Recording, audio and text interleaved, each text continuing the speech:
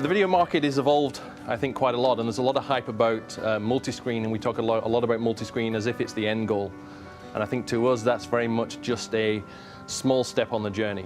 I mean, just look at how consumers consume content now. I mean, everybody with the whole model moving to unicast as opposed to broadcast, everybody can get something different that matches their particular needs and desires. So that fragmentation is there, it's here to stay, and operators that already have IP in their network that have delivered IP-based video, I mean, they're ahead of the game. I mean, the traditional broadcast model is clearly going away ultimately, and they're all trying to figure out how to optimize their networks for that transition.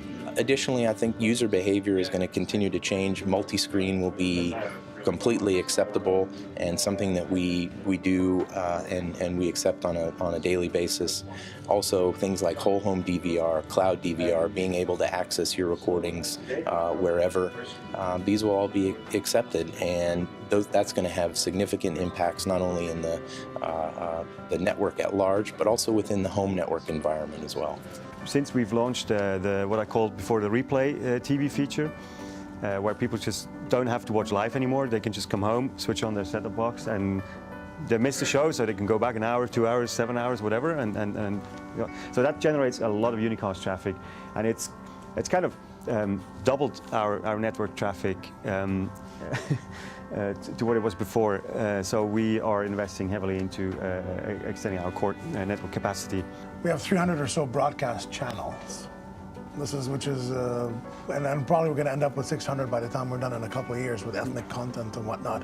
So it was very important for us to improve our ability to, you know, everybody designs unicast 2, 3, 4, 5%. So we had to go to 30% ourselves, especially with the way people take on information. And we believe eventually we're going to end up with 30% unicast type traffic in the next 2 to 3 years. That's where the consumers are heading.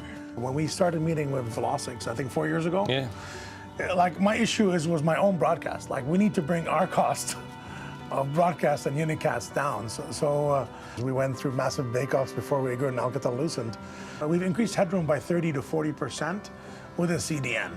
The business case is payback is in 18 months. It was actually much less. It was in a year. And obviously, the traditional QAM video infrastructure doesn't work for the transport of IP delivered video. And so one of the things that we did early on was we built our own content delivery network. So we actually built a CDN network in conjunction with our partners Alcatel-Lucent that basically allowed us to deliver and distribute content through the DOCSIS infrastructure to our customers.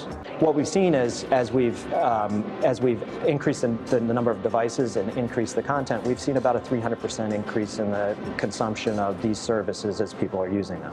And what we're doing is we're putting infrastructure in place that allows our consumers to be able to watch video on their iPads and on their phones and different set-top boxes and next-generation devices. And really the key around enjoying better is making it so they can watch what they want on any of the devices that they might own in their home. For us to be able to really deliver the quality of video service that we're going to want to be doing as we're going forward, and also for us to be able to really minimize the costs of running our network, we needed to get the CDN infrastructure very deep into our environment. And one of the easiest ways for us to do that was to actually go out and build and stand up a CDN that we could build on top of our footprint, and then use that infrastructure to then deploy deeper and deeper into our network and deliver the next generation video content directly to our consumers. We launched the iPad service in March of 2011, and really the goal is to empower our customers to pick any of the devices that they may have or want to buy and still allow them to be able to get to our video content.